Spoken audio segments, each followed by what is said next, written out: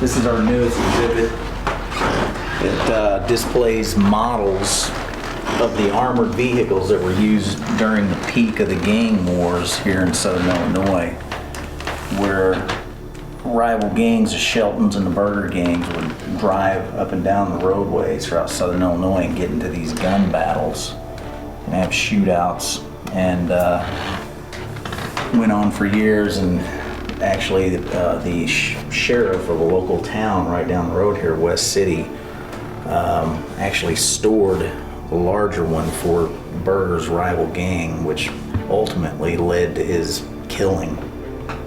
And behind you here, you can see a picture of the sheriff of West City. His name is Joe Adams, and he was tied in, like I said, to the corruption that was going on with the Shelton gang, and he is the reason why Charlie Berger was hanged here in 1929, right outside here in the gallows. So how far back does it go? Or It goes all the way around. Because I know there was one spot where you came out the other way. Yeah, it's all the way around that way.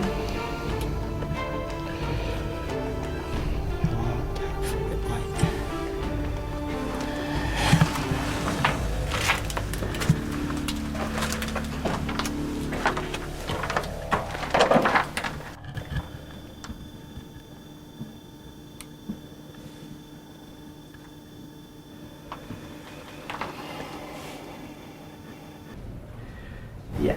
So one of the experiences I had, and this is why it's profound to me, because I had two figures. Now I see apparitions, I see, ghostly figures, things like that. I had two of them appear in flesh.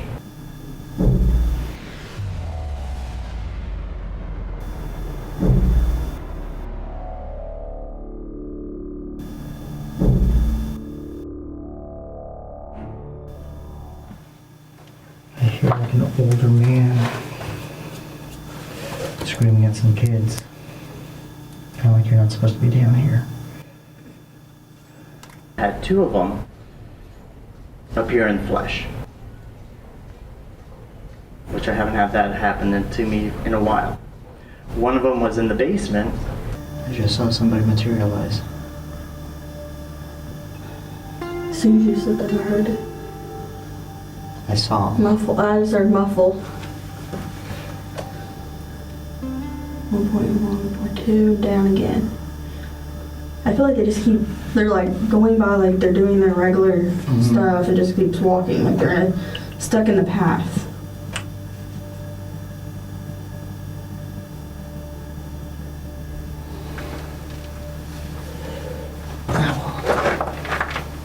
It was an older male that materialized.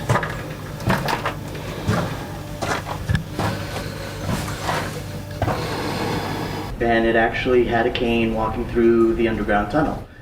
That, after walking around the museum, I came to realize was the warden that actually lived. The house back then was attached to the jail. So he and his family lived in the front of the house. The jail was in the back. So I found that interesting when he actually materialized. So that left a quite profound effect on me, because that hasn't happened in a while. The other one that materialized was Berger himself, but I didn't say it to anyone because I was kind of freaked out a little bit at the time, and it does happen. I do get freaked out a little because as we walked around the museum, we walked around the jail cells, and there were very, very small rooms.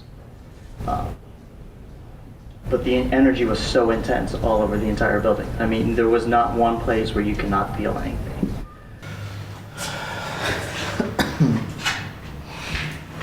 A lot of energy in this one.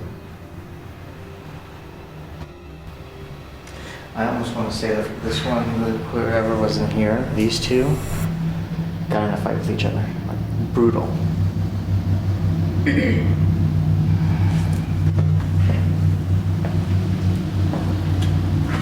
Whoever was in this bunk went after the other one.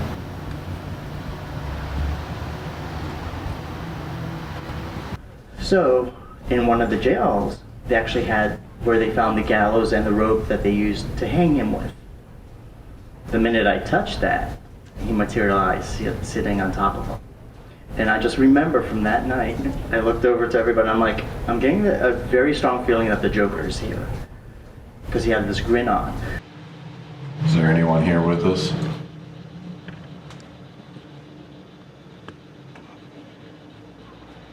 I got the feeling that, I hate to say it, but the feeling like the Joker, you know, I kind of feel like he was, like mocking. yeah, I feel like he was like I was looking down, he's like saying, look up, look at me, watch what's happening. Yeah, it's like, focus on me, like, you want to be the center of attention. It was reminiscent of his last words. It's a beautiful world. Now, later I found out that he died with a grin. Like he was smiling as they hung him.